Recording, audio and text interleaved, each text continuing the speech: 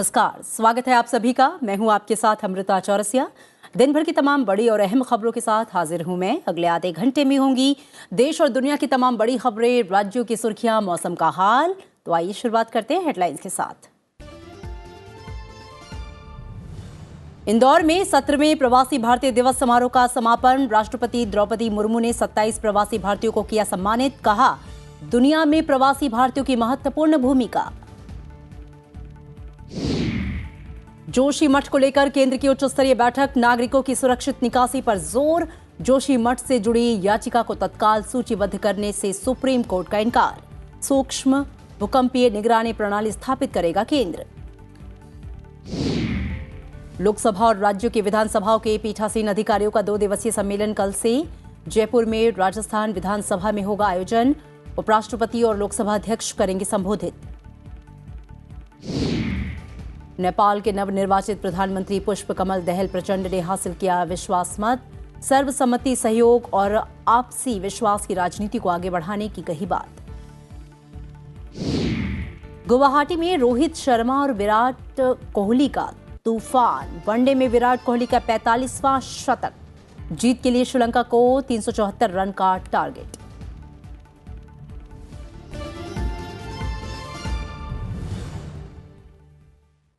राष्ट्रपति द्रौपदी मुर्मू ने इंदौर में 17वें प्रवासी भारतीय दिवस समारोह के समापन सत्र में कहा कि दुनिया में प्रवासी भारतीयों की महत्वपूर्ण भूमिका है और उन्होंने विश्व भर में कई कीर्तिमान स्थापित किए। राष्ट्रपति ने कहा कि सरकार प्रवासी भारतीयों के लिए नई नीतियां लेकर आई है। प्रवासी भारतीयों ने नवाचार के क्षेत्र में भी अहम भूमिका निभाई है। इस मौके पर राष्ट्रपति ने 27 भारतवंशियों और संस्थानों को प्रवासी भारतीय सम्मान प्रदान किया। राष्ट्रपति ने प्रवासी भारतीय दिवस सम्मेलन के समापन सत्र में कहा कि भारत अगले 25 साल के दौरान सामूहिक परिश्रम, समर्पण और चौतरफा विकास की महत्वाकांक्षी यात्रा में रहने वाला है, ताकि हम 2047 तक एक आत्मनिर्भर देश के तौर पर दुनिया की अगुवाई कर सकें। उन्होंने कहा कि भारतवंशियों की सामूहिक शक्ति, क्षमता, ऊर्जा, अनुभवों, विचारों, ज्ञान, तकनीकी महारत, कारोबारी कौशल और निवेश से आत्मनिर्भर भारत की अवधारणा को साकार करने में खासी मदद मिलेगी। There could not have been a better time to commemorate contributions made by the Indian diaspora. The theme of this year's convention, Diaspora, Reliable Partners for India's Progress in Amrit Kaal, also reflects our desire to make you a partner in the achievements of our national developmental goals. In recent years, the government has undertaken several initiatives for the benefit of our diaspora. These are not only aimed towards welfare of those residential abroad, but also towards enabling you all to engage in the tasks of nation building. समापन कार्यक्रम को विदेश मंत्री S Jaishankar, Madhya Pradesh के मुख्यमंत्री शिवराज सिंह चौहान और केंद्रीय मंत्री ज्योतिरादित्य सिंधिया ने भी संबोधित किया। विदेश मंत्री एस जयशंकर ने कहा कि प्रवासी भारतीयों ने कई क्षेत्रों में समर्पण और प्रतिबद्धता के असाधारण गुणों का प्रदर्शन करके हमें गौरवान्वित किया है। Our diaspora has demonstrated exceptional qualities of dedication, commitment and perseverance in many fields. Their contributions, achievements and successes have earned them an enviable reputation in their respective societies. Madhya Pradesh के इंदौर में 17वें प्रवासी भारतीय दिवस समारोह का आज समापन हो गया। इस मौके पर यहां आए भारतीय प्रवासियों से बात की संसद टीवी संवाददाता अखिलेश सुमन ने। तो खत्म हुआ 17वां प्रवासी भारतीय सम्मेलन 2023 और हमारे बीच दुनिया के विभिन्न देशों में रहने वाले प्रवासी भारतीय हैं, चाहे तो वे कहीं के नागरिक बन चुके हैं या अभी भी भारतीय नागरिक हैं लेकिन लंबे समय से वहीं रह रहे हैं। हमारे बीच में बिलियनियर हैं, कई तरह के प्रोफेशनल हैं। तो सबसे पहले मैं बिलियनियर जो है भारत शर्मा से ही मैं पूछता हूं कि ये 3 दिनों का जो प्रवासी भारतीय सम्मेलन हुआ, क्या संदेश लेकर आप जा रहे हैं? बहुत ही संक्षिप्त में। बहुत अच्छा रहा। सबसे पहले तो अनुभव बहुत अच्छा रहा और जो सीखने को मिला वो यही है कि भारतवर्ष में आपका हमेशा स्वागत है और जो भारत 20 साल पहले था और भारत आज है, वो बदल चुका है और यहाँ पे बहुत अपॉर्चुनिटीज़ हैं, बहुत विकल्प हैं और यहाँ निवेश करने के लिए, काम करने के लिए दोबारा से निमंत्रित किया जा रहा है। तो overall it was a very positive message and I was quite impressed with this event. Thank you very much. तो सर, आप यहाँ से जा रहे हैं, कनाडा में आप रहते हैं, तो क्या संदेश लेकर यहाँ से जा रहे हैं? यहाँ से प्रेम का और स्नेह का, जो प्रवासी भारतीयों के प्रति यहाँ इन्होंने अपना स्नेह स्वागत जो किया है हमारा, उससे हमारा हृदय गदगद हो उठा है और मातृभूमि से दोबारा जुड़ने का जो हमारा निश्चय है वो और दृढ़ हो गया है। आप क्या भारत सरकार से कुछ कहना चाहें, कोई सलाह देना चाहेंगे? सलाह मैंने ये देना है कि इसको और बढ़िया सुंदर बनाने के लिए इसको जो रजिस्ट्रेशन है उस रजिस्ट्रेशन को बहुत और अच्छे तरीके से सुधारा जाए, ताकि किसी प्रकार की दिक्कत और ज़्यादा लोग आएँ और ज़्यादा आकर्षित हों। सबसे यंग है और जिससे ज्योतिरादित्य आदित्य सर ने कहा कि लर्न, अर्न एंड रिटर्न, तो मैं सारे यंगस्टर्स को यही कहना चाहूँगी कि पढ़ें, अर्न करें और इंडिया को वापस दें उनकी। Learn and return but don't regret. There is no regret. It's all about learn, earn and return. ये भारत सरकार को भी और मध्य प्रदेश सरकार को भी धन्यवाद दे रहे हैं, लेकिन निश्चित तौर पे इन सारे लोगों के लिए और हम सब के लिए भी एक ऐसा अवसर था जब प्रवासी भारतीय दिन भर बैठ के विभिन्न सेशनों में मंथन कर रहे थे, सुन रहे थे सरकार की बात, सवाल भी पूछ रहे थे। तो निश्चित तौर पे ये सिलसिला अगर जारी रहेगा तो आगे आने वाले दिनों में भी प्रवासियों की भूमिका, उनके क्षमता को भारत में सुनिश्चित किया जा सकता है। संसद टेलीविजन के लिए कैमरा पर्सन कंवलजीत और सहायक प्रदीप के साथ इंदौर से मैं अखिलेश सुमन। और जोशीमठ को लेकर आज राष्ट्रीय संकट प्रबंधन समिति की बैठक हुई, जिसमें तत्काल प्राथमिकता जोशीमठ के प्रभावित क्षेत्रों से निवासियों की पूर्ण सुरक्षित निकासी रही। वहीं जोशीमठ में जिन होटलों और मकानों में अधिक दरारें हैं उन्हें गिराने का काम आज से शुरू कर दिया गया है। और इसी बीच रक्षा राज्य मंत्री अजय भट्ट ने जोशीमठ में सेना शिविर का निरीक्षण करने के बाद सुनील वार्ड में प्रभावित लोगों से मुलाकात की। उन्होंने कहा कि आईटीबीपी के 3 बटालियन और कई एजेंसी सर्वे पर लगी हैं। गृह मंत्रालय और राष्ट्रीय आपदा प्रबंधन प्राधिकरण के अधिकारियों ने जोशीमठ की स्थिति के बारे में जानने के लिए उत्तराखंड के मुख्यमंत्री पुष्कर सिंह धामी से मुलाकात की। साथ ही प्रभावित क्षेत्र में भूमिगत जल जमाव के स्थान का पता लगाने की जरूरत पर जोर दिया। ऐसा माना जा रहा है कि जमीन के नीचे पानी जहां जमा हुआ है वो इलाका जोशीमठ में है, लेकिन अभी पानी के स्रोत का पता नहीं चल पाया है। जोशीमठ में जमीन धंसने से बुरी तरह से प्रभावित 2 होटलों को यांत्रिक रूप से हटाने का भी फैसला किया गया है। साथ ही प्रभावित घरों से लोगों को निकालने की कोशिशें जारी हैं।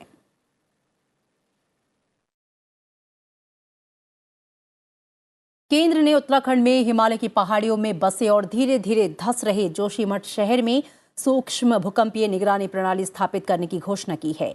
पृथ्वी विज्ञान मंत्री जितेंद्र सिंह ने ये घोषणा यहां आयोजित भूविज्ञान पर भारत ब्रिटेन कार्यशाला में की। उन्होंने कहा कि ये निगरानी प्रणाली बुधवार को स्थापित कर दी जाएगी। उन्होंने कहा कि पृथ्वी की कमजोर ऊपरी परत और उपपरत के धंसने की भौतिक प्रक्रिया को समझने के लिए मूलभूत अनुसंधान बहुत जरूरी है। उन्होंने रेखांकित किया कि भारत में मानव पर प्राकृतिक आपदाओं का असर तेजी से बढ़ रहा है और इसका सामना करने के लिए उचित रणनीति बनाने की जरूरत है। उन्होंने कहा कि अगले 5 साल में 100 ऐसे और भूकंप केंद्र पूरे देश में खोले जाएंगे ताकि वास्तविक समय में निगरानी और डाटा संकलन किया जा सके। सुप्रीम कोर्ट ने उत्तराखंड के जोशीमठ में जमीन धंसने से उत्पन्न संकट को राष्ट्रीय आपदा घोषित करने के लिए अदालत के हस्तक्षेप के अनुरोध वाली याचिका पर तत्काल सुनवाई से इनकार कर दिया। अदालत ने यह कहा कि स्थिति से निपटने के लिए लोकतांत्रिक रूप से चुनी हुई संस्थाएं हैं और सभी महत्वपूर्ण मामले उसके समक्ष नहीं आने चाहिए। पीठ ने जोशीमठ के अभिमुक्तेश्वरानंद सरस्वती द्वारा दायर याचिका को 16 जनवरी को सुनवाई के लिए सूचीबद्ध किया। स्वामी सरस्वती की ओर से पेश अधिवक्ता परमेश्वर नाथ मिश्रा ने याचिका का उल्लेख किया और तत्काल आधार पर सुनवाई के लिए बुधवार को इसे सूचीबद्ध किए जाने का अनुरोध किया। जोशीमठ में जमीन धीरे धीरे धंस रही है और घरों, सड़कों और खेतों में बड़ी बड़ी दरारें पड़ रही हैं। स्थानीय लोगों ने यह कहा है कि कई घर धंस गए हैं। मुख्यमंत्री पुष्कर सिंह धामी ने जोखिम वाले घरों में रह रहे 600 परिवारों को तत्काल वहां से हटाकर सुरक्षित स्थानों पर पहुंचाने का आदेश जारी किया है। लोकसभा और देश के विभिन्न राज्यों की विधानसभाओं के पीठासीन अधिकारियों का 2 दिवसीय सम्मेलन कल से जयपुर में राजस्थान विधानसभा में होगा। देश के विधायी मंडलों के पीठासीन अधिकारियों का अखिल भारतीय सम्मेलन बुधवार से लोकसभा अध्यक्ष ओम बिरला की अध्यक्षता में राजस्थान विधानसभा में होगा। कल उपराष्ट्रपति और राज्यसभा के सभापति जगदीप धनखड़ शुभारंभ करेंगे। उद्घाटन समारोह को लोकसभा स्पीकर ओम बिरला के साथ राजस्थान के मुख्यमंत्री अशोक गहलोत, राज्यसभा के उपसभापति हरिवंश और राजस्थान विधानसभा के अध्यक्ष सीपी जोशी भी संबोधित करेंगे। इसके बाद 2 दिनों तक लोकतंत्र सशक्तिकरण और विधायी संस्थाओं के कामकाज को बेहतर बनाने से जुड़े विभिन्न विषयों पर देश की विधानसभाओं और विधान परिषदों के अध्यक्ष और उपाध्यक्ष इस पर मंथन करेंगे। इस सम्मेलन में मोटे तौर पर जो टॉपिक रखे हैं वो रखे हैं लोकतंत्र की जननी भारत का नेतृत्व। G20 के कॉन्टेक्स्ट में जो पहला टॉपिक रखा है वो G20 में लोकतंत्र की जननी भारत का नेतृत्व। दूसरा रखा है टॉपिक संसद एवं विधानमंडलों को अधिक प्रभावी, उत्तरदायी एवं उत्पादक युक्त बनाने की आवश्यकता। तीसरा रखा है डिजिटल संसद के साथ राज्य विधानमंडलों का संयोजीकरण और संविधान की भावना के अनुरूप विधायिका और न्यायपालिका के बीच सामंजस्यपूर्ण संबंध बनाए रखने की आवश्यकता। तो ये मोटे बिंदु रखें जिस पर मोटे तौर पर चर्चा होगी। आज लोकसभा अध्यक्ष ओम बिरला की अध्यक्षता में स्थायी समिति की बैठक में सम्मेलन की कार्यसूची को लेकर विस्तृत चर्चा की गई। बैठक में ये तय हुआ कि सम्मेलन के दौरान G20 के अध्यक्ष के रूप में भारत के नेतृत्व और उसमें विधानमंडलों की भूमिका पर विस्तार से चर्चा हो। लोकतंत्र की जननी के रूप में भारत संपूर्ण विश्व के लोकतांत्रिक देशों के लिए आदर्श है। महत्वपूर्ण है कि भारत G20 के देशों के साथ दुनिया के अन्य देशों में लोकतंत्र सशक्तिकरण की दिशा में अहम प्रेरक और मार्गदर्शक की भूमिका निभाए। पीठासीन अधिकारियों के सम्मेलन के पहले विधानसभाओं के सचिवों की बैठक का आयोजन होता है। आज जयपुर में विधानसभाओं के सचिवों का 59वां सम्मेलन भी यहां आयोजित किया गया, जिसमें लोकसभा महासचिव और राज्यसभा महासचिव के साथ विभिन्न विधानसभाओं के सचिव शामिल हुए। सम्मेलन में विभिन्न मुद्दों पर चर्चा हुई।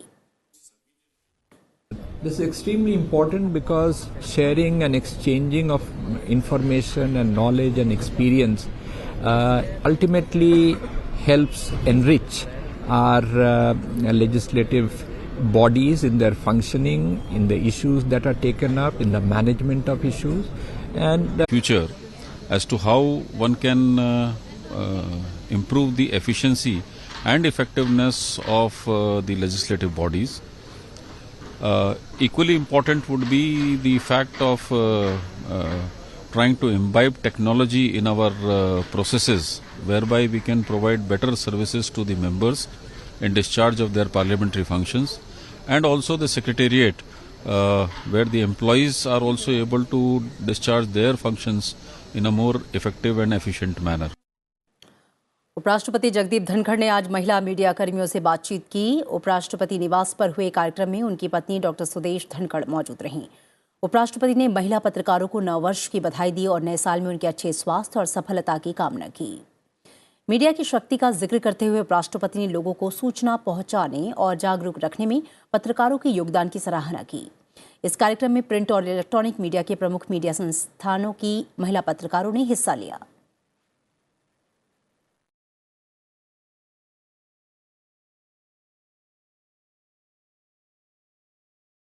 और आइए अब नजर डालते हैं कुछ प्रमुख समाचारों पर।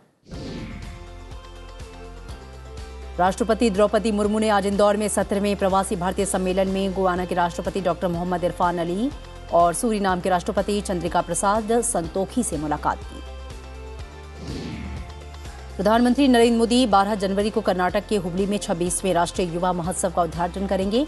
पीएमओ के मुताबिक इस महोत्सव में G20 और Y20 आयोजनों में संबंधित 5 विषयों पर चर्चा होगी। सुप्रीम कोर्ट ने कहा है कि वो महाराष्ट्र में शिवसेना के विभाजन से उत्पन्न राजनीतिक संकट से संबंधित याचिकाओं पर 14 फरवरी को सुनवाई शुरू करेगा। कोयला खदानों की इस महीने होने वाली नीलामी के 6ठे चरण में ओडिशा, झारखंड, छत्तीसगढ़ और पश्चिम बंगाल समेत कई राज्यों में 132 कोयला खदानों की नीलामी की जाएगी। भारत ने चालू विपणन सत्र में 4 जनवरी तक 16.92 लाख टन चीनी का निर्यात किया है, जिसमें पड़ोसी देश चीन को 59,596 टन चीनी का निर्यात भी शामिल है। उद्योग निकाय AISTA ने ये जानकारी दी। भारतीय अमेरिकी एरोस्पेस उद्योग विशेषज्ञ एसी चरानिया को अमेरिकी अंतरिक्ष एजेंसी नासा का नया मुख्य प्रौद्योगिकीविद नियुक्त किया गया। वो नासा मुख्यालय में प्रशासक बिल नेल्सन के प्रधान सलाहकार के तौर पर सेवाएं देंगे। चीन ने अपने देश के यात्रियों के लिए कोविड-19 जांच सियोल द्वारा अनिवार्य किए जाने के विरोध में पर्यटन या व्यापार के सिलसिले में चीन आने वाले दक्षिण कोरियाई लोगों के लिए वीजा को निलंबित कर दिया। भीषण भूकंप के प्रभाव से पूर्वी इंडोनेशिया में कई इमारतें क्षतिग्रस्त हो गईं। उत्तरी ऑस्ट्रेलिया में भी इसके झटके महसूस किए गए। 7.7 तीव्रता के भूकंप के बाद सुनामी की चेतावनी जारी की गई, जिसे 3 घंटे बाद वापस लिया गया। पेरू के कुछ ग्रामीण इलाकों में तत्काल चुनाव की मांग को लेकर फिर से शुरू हुए प्रदर्शनों में दक्षिण पूर्वी पेरू में करीब 13 लोगों की मौत हो गई। अपदस्थ राष्ट्रपति पेड्रो कैस्टिलो को हटाने के बाद प्रदर्शन जारी है। फिल्म द कश्मीर फाइल्स को ऑस्कर 2023 के लिए चुना गया है। फिल्म के निर्देशक विवेक अग्निहोत्री ने इस फिल्म के ऑस्कर में चुने जाने की जानकारी दी। द कश्मीर फाइल्स वर्ष 2090 में कश्मीरी पंडितों के पलायन पर आधारित है। और इसी के साथ यहां रुकेंगे एक छोटे से ब्रेक के लिए।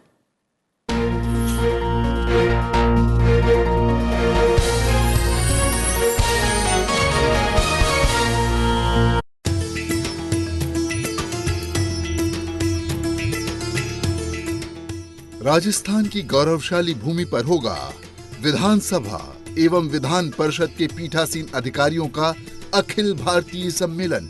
10 से 12 जनवरी पीठासीन अधिकारियों का सम्मेलन।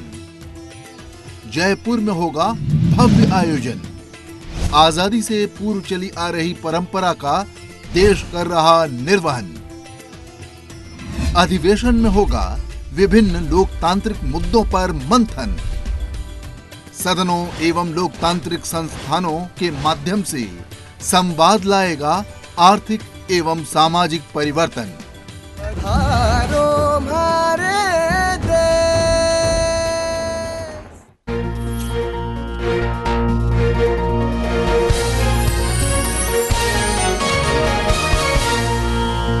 ब्रेक के बाद स्वागत है आपका। बढ़ते हैं आगे, अब नजर राज्य से जुड़ी हुई खबरों पर।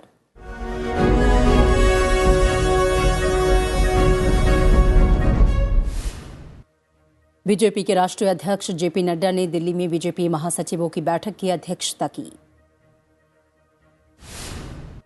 कांग्रेस सांसद राहुल गांधी ने पार्टी की भारत जोड़ो यात्रा की आज की शुरुआत हरियाणा के अंबाला से की। घने कोहरे के बीच हजारों लोग इसमें शामिल हुए। कांग्रेस के पूर्व अध्यक्ष राहुल गांधी ने भारत जोड़ो यात्रा के तहत पंजाब में पदयात्रा आरंभ करने से एक दिन पहले अमृतसर स्थित स्वर्ण मंदिर में मत्था टेका और अरदास में शामिल हुए। सत्तारूढ़ मेघालय डेमोक्रेटिक अलायंस के प्रमुख क्षेत्रीय सहयोगी यूनाइटेड डेमोक्रेटिक पार्टी ने आने वाले मेघालय विधानसभा चुनाव के लिए उम्मीदवारों की दूसरी सूची जारी की। यूडीपी इस बार अकेले चुनाव लड़ेगी और राज्य की सभी 60 सीटों पर उम्मीदवार उतारने की कोशिश कर रही है। मॉस्को गोवा चार्टर्ड फ्लाइट को बम से उड़ाने की धमकी मिलने के बाद गुजरात के जामनगर में आपात स्थिति में उतारा गया था। जांच के बाद कुछ संदिग्ध नहीं मिलने के बाद फ्लाइट गोवा के लिए रवाना हुई। भारत में पिछले साल से लागू हुई अग्निवीर योजना के तहत भर्ती नए फौजियों की ट्रेनिंग शुरू हो गई है। अहमदाबाद में 1800 अग्निवीर हैं जो बेसिक और एडवांस ट्रेनिंग ले रहे हैं। वैश्विक साहित्यिक परिदृश्य में हिंदी और उर्दू भाषा के प्रति योगदान के लिए मशहूर अमेरिकी अनुवादक डेजी रॉकवेल को वाडी फाउंडेशन गणमान्य अनुवादक पुरस्कार दिया जाएगा। बुकर प्राइज से सम्मानित डेजी रॉकवेल को यह पुरस्कार 22 जनवरी को जयपुर लिटरेचर फेस्टिवल के दौरान प्रदान किया जाएगा।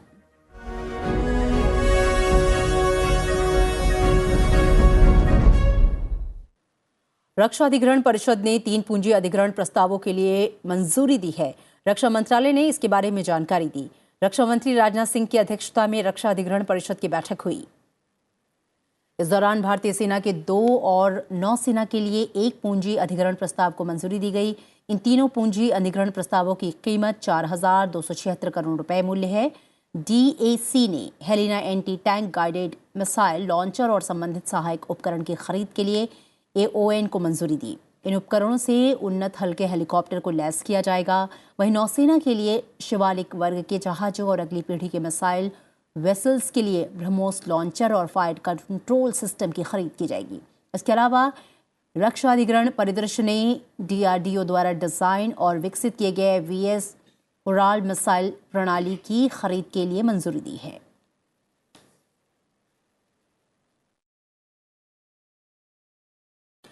कड़ाके की ठंड से ठिठुर रही उत्तर भारत के लोगों के लिए राहत की खबर है। अगले 4 दिनों तक राजधानी दिल्ली और उत्तर प्रदेश सहित उत्तर भारत में शीतलहर की स्थिति की संभावना नहीं है। हालांकि अगले 24 घंटों के दौरान इन क्षेत्रों में घना कोहरा छाया रहेगा। दिल्ली में शीतलहर की स्थिति से उत्तर पश्चिम भारत को प्रभावित करने वाली एक ताज़ा पश्चिमी विक्षोभ के कारण थोड़ी राहत मिली है। हालांकि घने कोहरे के कारण दृश्यता घटकर 50 मीटर रह गई, जिससे सड़क और रेल यातायात प्रभावित हुआ। इंदिरा गांधी अंतर्राष्ट्रीय हवाई अड्डे के पास पालम वेधशाला में दृश्यता 50 मीटर दर्ज की गई। कोहरे के कारण 39 ट्रेन 1 घंटे से 5.5 घंटे की देरी से चल रही हैं। उपग्रह से प्राप्त तस्वीरों में पंजाब, बिहार, हरियाणा, दिल्ली और उत्तर प्रदेश तक उत्तर भारत के कई क्षेत्रों में कोहरे की घनी परत दिखाई दे रही है। जनवरी की शुरुआत में ही दिल्ली में सर्द मौसम ने बिजली ग्रिडों पर दबाव बढ़ा दिया है और बेघर लोगों के लिए चुनौतियां पेश की। इसके कारण दिल्ली सरकार ने 15 जनवरी तक स्कूलों में शीतकालीन अवकाश बढ़ा दिया है।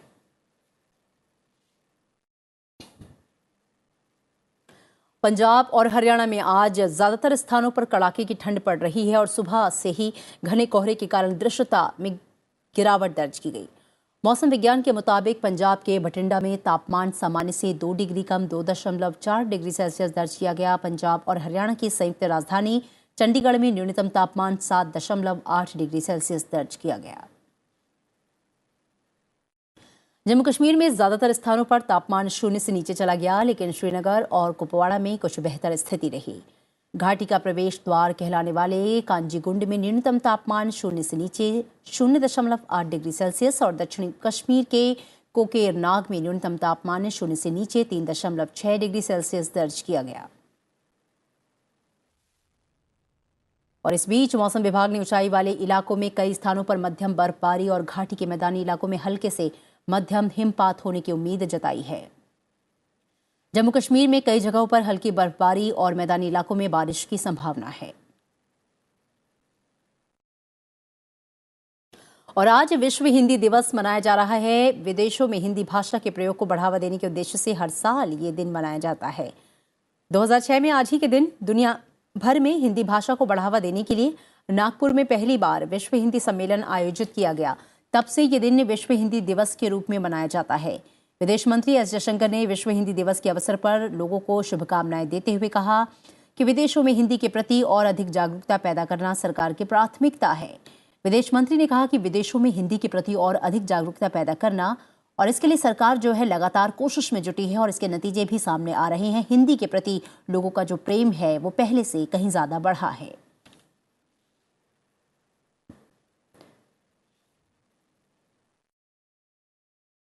और अब खबर अंतर्राष्ट्रीय जगत से।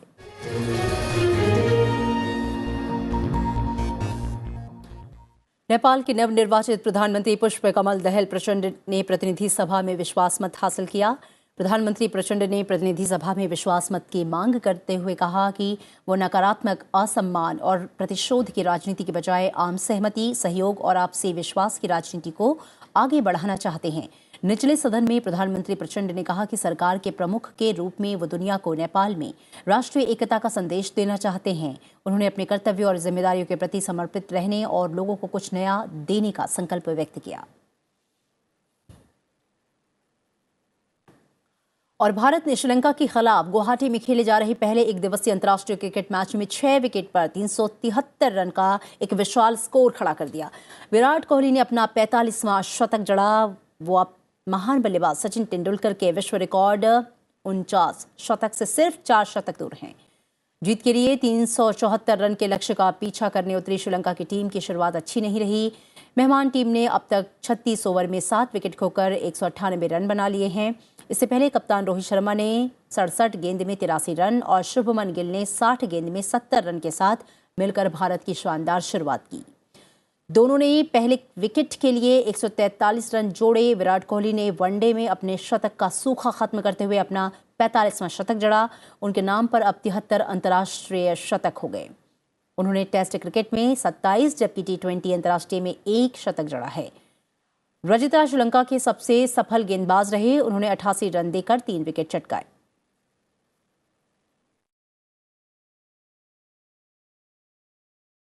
और केंद्रीय गृह मंत्री अमित शाह ने लाल किले पर आयोजित जय Hind light and sound show का उद्घाटन किया। चलते चलते आपको इस शानदार तस्वीरों के साथ छोड़ जाते हैं। अपना ख्याल रखिए। दीजिए इजाजत। नमस्कार। सिंधु के किनारे एक ऐसी सभ्यता उभरी, निखरी, संवरी जो संसार ने कभी भी कहीं भी नहीं देखी थी। उस वक्त के हमारे शहर थे smart intelligent cities. This was a wonder called India. 5000 साल पहले जो बुनियाद सिंधु सरस्वती सभ्यता के समय डाली गई थी, वो आज भी हमारे भारत का आधार है। संस्कृति का ऐसा अखंड अटूट सिलसिला आपको संसार में कहीं भी नहीं मिलता। हमारा देश नए को अपनाते हुए भी कभी पुराने को नहीं भुलाता। इसीलिए तो कल का भारत आज भी जीवित है और कल भी रहेगा। एक और बड़ी विशेषता है मेरे भारत की, सत्य की खोज। भारत नाम का अर्थ ही है भा यानी प्रकाश और उसकी खोज में लगा हुआ व्यक्ति। प्रकाश यानी सत्य की खोज में केवल योगी, मुनि, ऋषि ही नहीं, सुख सुविधा में पले बढ़े राजा राजकुमार भी किसी से कम नहीं रहे।